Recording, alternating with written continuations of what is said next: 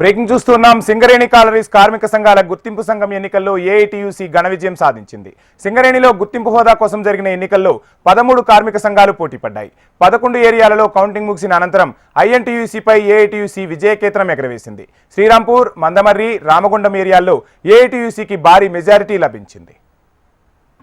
ఇక ఏఐటీసీ విజయంలో కొత్తగూడెంలో కార్మికులు సంబరాలు చేసుకున్నారు. జెండాలతో నినాదాలు చేస్తూ బాణసంచా కాలుస్తూ విజయోత్సవం నిర్వహించారు. ప్రత్యర్థులు ప్రలోభాలు పెట్టినా అంతిమంగా కార్మికులు న్యాయంగా ఉద్యమ సంఘానికి పట్టం కట్టారని కొత్తగూడెం సిపిఐ జిల్లా కార్యదర్శి పాషా పేర్కొన్నారు. అర్ధరాత్రి వరకు కౌంటింగ్ ప్రక్రియ కొనసాగింది. అనంతరం పూర్తిస్థాయి ఫలితాలు రావడంతో సింగరేణి ప్రధాన కార్యాలయం వద్దకు కార్మికులు భారీగా చేరుకుని సంబరాలు నిర్వహించారు. ఏఐటీయూసీకి ఫలితాల పత్రాన్ని అందజేశారు ఎన్నికల అధికారి.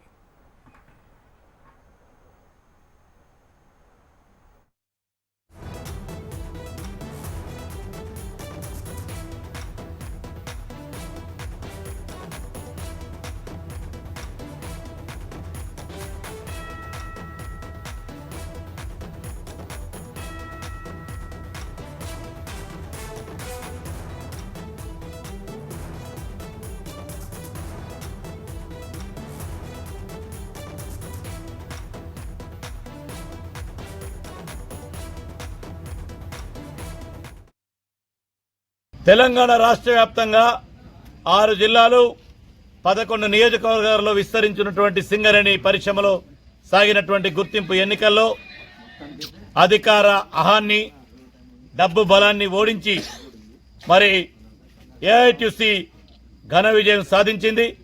సుమారు 4300 ఓట్ల మెజార్టీతో తెలంగాణ రాష్ట్ర వ్యాప్తంగా జరిగినటువంటి ఎన్నికల్లో గుర్తింపు కార్మిక సంఘంగా ఏఐటీయూసీని గెలిపించినటువంటి కార్మిక వర్గానికి విప్లవ జేజేలు తెలుపుతా ఉన్నాం.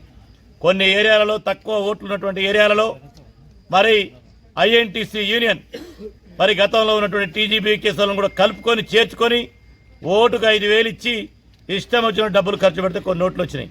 కానీ ₹1 ఖర్చు పెట్టకపోయినా, ఒక్క ఓటుకి ₹100 వేయకపోయినా ఇవాళ ఏఐటీయూసీని, కమ్యూనిస్ట్ పార్టీ సిపిఐ అనుబంధ ఏఐటీయూసీని 4,000 ఓట్ల మెజార్టీతో ఇవాళ సింగరేణి కార్మిక వర్గం గెలిపించింది. రాష్ట్ర వ్యాప్త గుర్తింపు ఇవాళ ఏఐటీసీ సాధించింది.